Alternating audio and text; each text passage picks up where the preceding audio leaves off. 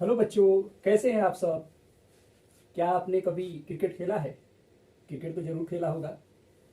जैसे ये गेंद है, इस गेंद को ऐसे फेंकेंगे, फिर एक बार और फेंकते हैं। देखिए आप, जैसे ये गेंद को हम फेंक रहे हैं, ये गेंद ऊपर जाके फिर हमारे हाथ में ही आ रहा है। ये देख रहे हैं, गेंद को ऊपर फेंक रहे हैं हम, फिर थोड़ी देर के बाद ये हमारे हाथ में ही आ रहा है। ऐसा ये क्यों हो रहा है? क्या आप बता सकते हैं कि गेंद को ऊपर फेंकने पर ये ऊपर ही क्यों नहीं रह जाता है, गेंद नीचे फिर क्यों आ रहा है? क्या आपने कभी इसको सोचा है? नहीं? तो चलिए आज हम देखते हैं कि क्यों ऐसा होता है। इसके पीछे एक साइंस है और उसका नाम है गुरुत्वाकर्षण। तो आज जो हम लोग पढ़ने जा रहे हैं, मेरा नाम मिंटू कुमार सर है। आज जो हम लोग पढ़ने जा रहे हैं उस टॉपिक का नाम है, पहले आज का डेट देख लेते हैं, 18 मई 2024। आज का जो टॉपिक है उसका नाम है गुरुत्वाकर्षण, ग्रेविटेशनल। तो कोई भी वस्तु जो है, पिंड, कोई भी बॉडी जब ऊपर फेंकते हैं तो कुछ समय के बाद ये धरती पर नीचे आ जाती है। इसके पीछे का साइंस है गुरुत्वाकर्षण। तो आज हम लोग इसको समझेंगे कि किस तरीके से ये जो गुरुत्वाकर्षण है काम करता है किसी भी पिंड पर। तो आइए देखते हैं। गुरुत्वाकर्षण जो नियम है, इसके जो जनक है, जनक गुरुत्वाकर्षण के नियम के जो जनक है वो न्यूटन है। इनका पूरा नाम है सर आइजक न्यूटन। क्या नाम है पूरा नाम? Sir Isaac Newton.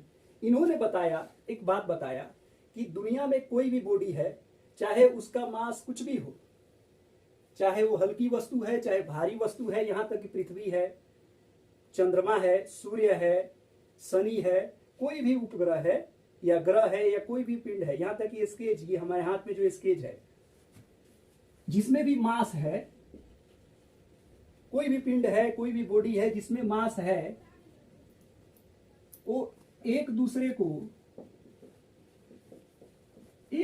को आकर्षित करते हैं। अट्रैक्टिव इच अदर, आकर्षित करते हैं। तो यहां पे जो न्यूटन जी ने है बताया कि कोई भी पिंड, कोई भी मास, कोई भी बॉडी जिसमें मास है एक दूसरे को आकर्षित करते हैं। तो अब ये आकर्षण बल कैसे काम करता है? जैसे अगर कोई भी वस्तु को ऊपर फेंकते हैं, नीचे आता है। लेकिन जब हम सौर मंडल में देखें तो सौर मंडल में ये सन है और इसके चारों तरफ ये जो अर्थ है एक निश्चित ऑर्बिट में, निश्चित कक्षा में गति करती है, पृथ्वी। अब यहां पर क्या है, एक चीज समझने वाली बात है कि जिस तरीका से हम लोग कोई भी चीज को ऊपर फेंकते हैं वो चीज नीचे आता है। लेकिन यहां पर तो ये दो पिंड है, ये भी सन और पृथ्वी, ये भी पिंड है। तो यहाँ पे पृथ्वी को तो सन के ऊपर गिर जाना चाहिए, लेकिन यहाँ पे ऐसा क्यों नहीं होता है? क्योंकि छोटा वस्तु के लिए यहाँ पे जो बॉल है और ये जो पृथ्वी है, ये पृथ्वी है और ये बाल है। तो बाल का जो मास है और पृथ्वी का जो मास है, दोनों का जो द्रव्यमान है, इसमें पृथ्वी का सबसे ज्यादा है। तो न्यूटन जी ने बताया कि जो भी वस्तु ज्यादा मास वाली होगी उसके अंदर अट्रैक्शन की कैपेसिटी, क्षमता जो होगी वो सबसे ज्यादा होगी। तो यहां पर क्या होता है कि गेंद जो हो गया, उसको जब ऊपर फेंकते हैं तो उसका जो द्रव्यमान है काफी कम होता है कंपैरेटिवली अर्थ का मास बहुत ज्यादा होता है। तो ये जो है अपना अट्रैक्शन फोर्स ज्यादा लगाती है, जिसके कारण से गेंद नीचे आ जाता है। और यहां पे बात किया जाए तो दोनों जो पिंड है भारी है, पृथ्वी भी भारी है और सन भी भारी है। ये दोनों ये इस पर अपना फोर्स लगाते हैं, आकर्षित करते हैं। और सूरज अपना तरफ आकर्षित करता है। तो दोनों एक दूसरे के आकर्षण के कारण से कहीं नहीं जाके वस्तु इसी में नाचने लगता है, इसी निश्चित ऑर्बिटल में नाचने लगता है, जिसको इसको कहा जाता है, अगर ये पृथ्वी जो है जिस कक्षा में नाचेगा उसको, जिस चाल से नाचेगा उसको कक्षीय चाल कहा जाता है। ये खैर अलग टॉपिक है, लेकिन यहाँ पे बस यही समझना है अभी कि कोई भी वस्तु फेंकेंगे तो धरती पर नीचे आएगा। अब यहाँ पर एक बात और इंटरेस्टिंग चीज समझे कि यहाँ पे तो सूरज है और सूरज के चारों तरफ पृथ्वी घूम रही है, और ये जो पृथ्वी है ये सूरज पर नहीं गिरती है, इसका कारण इनका मास है, इनका मास है। तो अब आप समझ गए होंगे। आगे हम लोग देखते हैं कि जो गुरुत्वाकर्षण का न्यूटन जी ने एक नियम दिया जो यूनिवर्सल नियम है। यूनिवर्सल नियम इसलिए है क्योंकि ये नियम पूरे वर्ल्ड में, पूरे धरती पर, पूरे मतलब विश्व में इसको माना जाता है और ये हर जगह के लिए लागू है। इसलिए इस नियम को कहा जाता है, इस नियम को कहा जाता है न्यूटन का सार्वत्रिक गुरुत्वाकर्षण।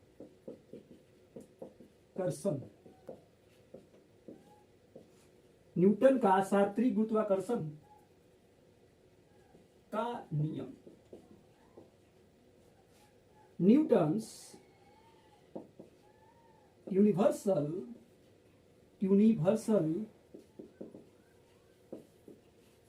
ग्रेविटेशनल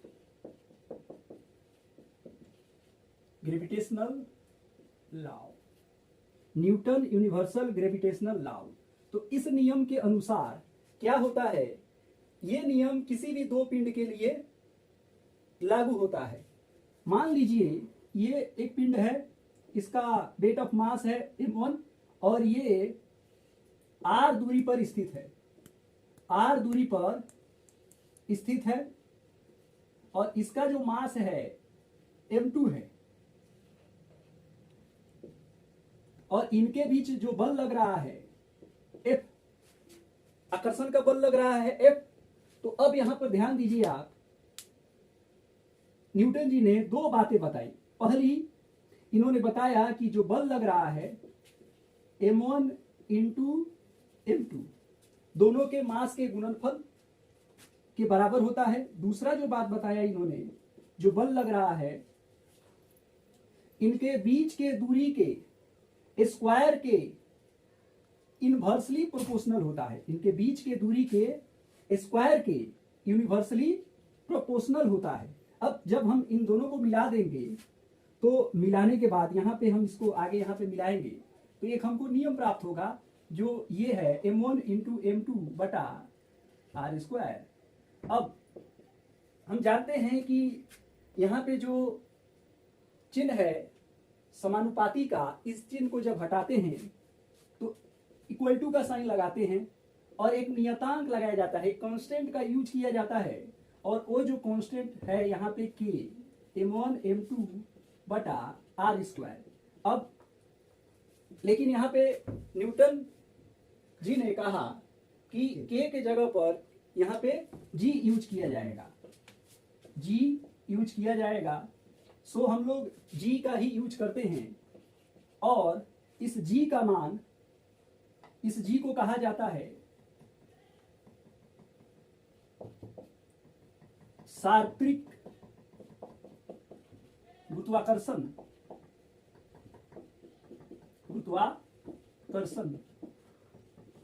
नियतांक।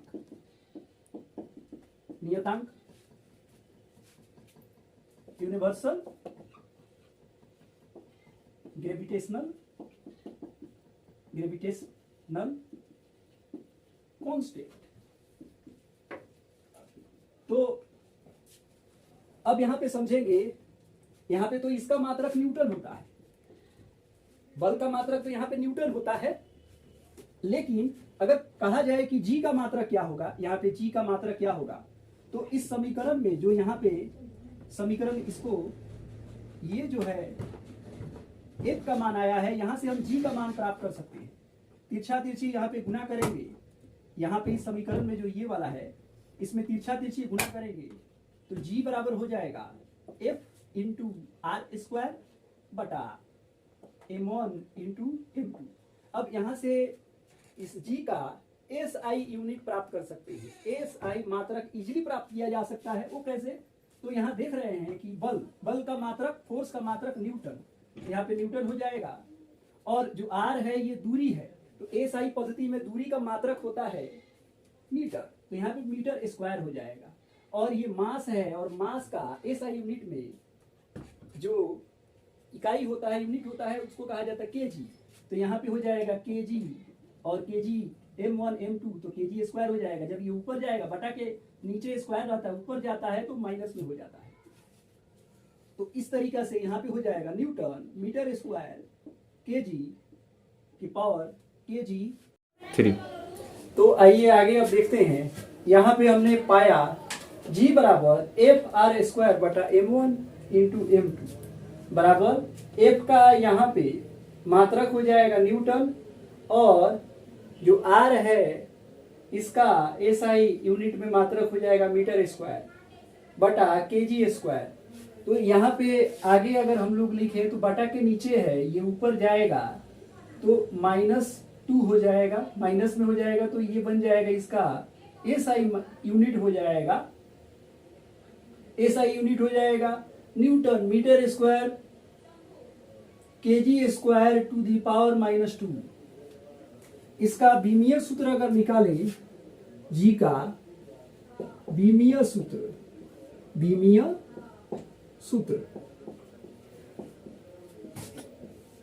डायमेंशन फॉर्मूला, बीमीय सूत्र मींस डायमेंशन फॉर्मूला।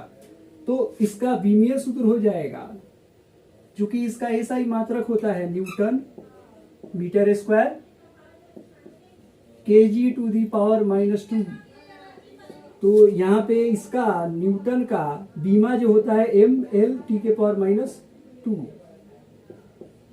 और मीटर का हो जाएगा L स्क्वायर, और इसका हो जाएगा मास, केजी का होता है मास m, तो m के पावर -2 हो जाएगा।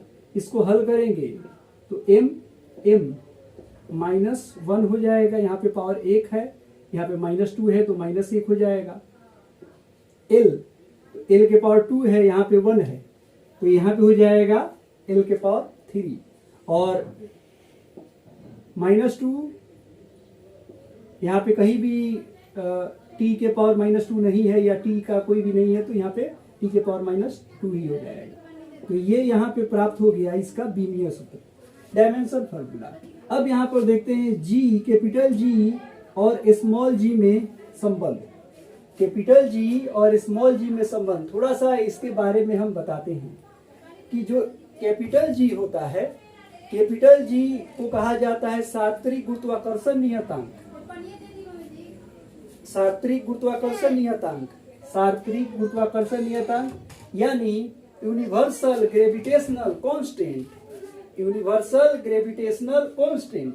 और जो ये जो जी होता है, जैसे मैंने आपको शुरू में बताया था ये गेंद को, तो जैसे ये गेंद को अगर ऐसे हम फेंकते हैं तो गेंद नीचे आता है, तो नीचे जिस त्वरण से आ रहा है उसको कहा जाता है गुरुत्वीय त्वरण, ग्रेविटी एक्सेलरेशन, ग्रेविटी एक्सेलरेशन। तो इसका तो मान कहीं नहीं बदलता है, चूंकि यूनिवर्सल है। न्यूटन जी ने बताया था कि ये जो नियम है यूनिवर्सल है, पूरे दुनिया में, पूरे अर्थ पर कहीं भी ये चेंज नहीं होता है, लेकिन ये जो है अलग अलग जगह पर चेंज होता है।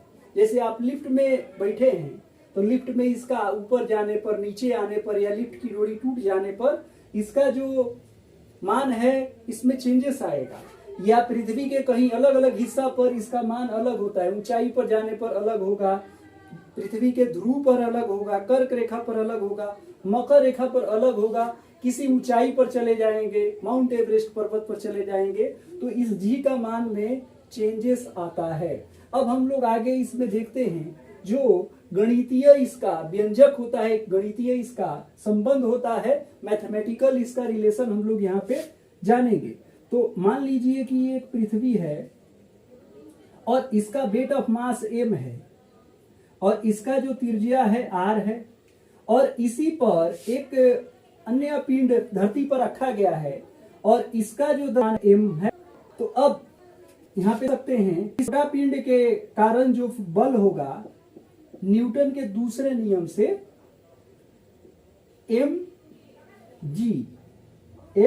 g, जैसे न्यूटन के दूसरे नियम में m a होता है, लेकिन यहाँ पे चूंकि ग्रेविटी का है, गुरुत्वीय त्वरण है, ग्रेविटी एक्सेलरेशन है, तो यहाँ पे g हो जाएगा। इसको इक्वेशन 1 मान लेते हैं।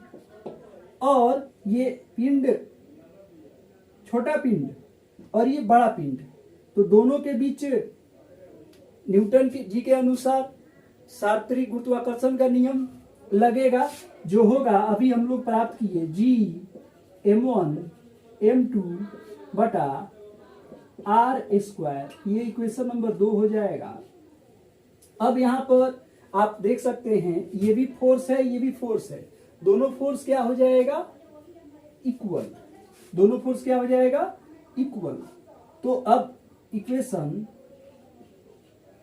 1 एंड 2 से, तो यहाँ पे हो जाएगा m g और ये हो जाएगा g m1, यहाँ पे सॉरी, यहाँ पे एक m होगा और दूसरा इसका ये m होगा, तो यहाँ पे m और r स्क्वायर, एक m से एक m कट जाएगा और फाइनल हमारे पास जो मान प्राप्त होगा g r स्क्वायर बराबर g m। तो ये फाइनल जो हमारे पास प्राप्त हुआ है जी आर स्क्वायर बराबर जी एम। आगे हम लोग देखेंगे, अगला जो टॉपिक हम लोग का रहेगा कि ये जो जी का मान है अलग अलग हिस्सा में, ऊंचाई पर जाने पर, ध्रुव पर, कर्क रेखा पर, अलग अलग हिस्सा पर किस तरीके से इसका मान कितना बढ़ता है घटता है, इस चीज का हम लोग गणना करेंगे। गणना ही नहीं करेंगे, प्रॉपरली इसको सिद्ध करके भी देखेंगे किस तरीका से ये मान अलग अलग हिस्सा में, यानी जी का मान अलग अलग जगह पर ये परिवर्तित होता है, चेंज होता है। तो ये हमारा नेक्स्ट टॉपिक रहेगा।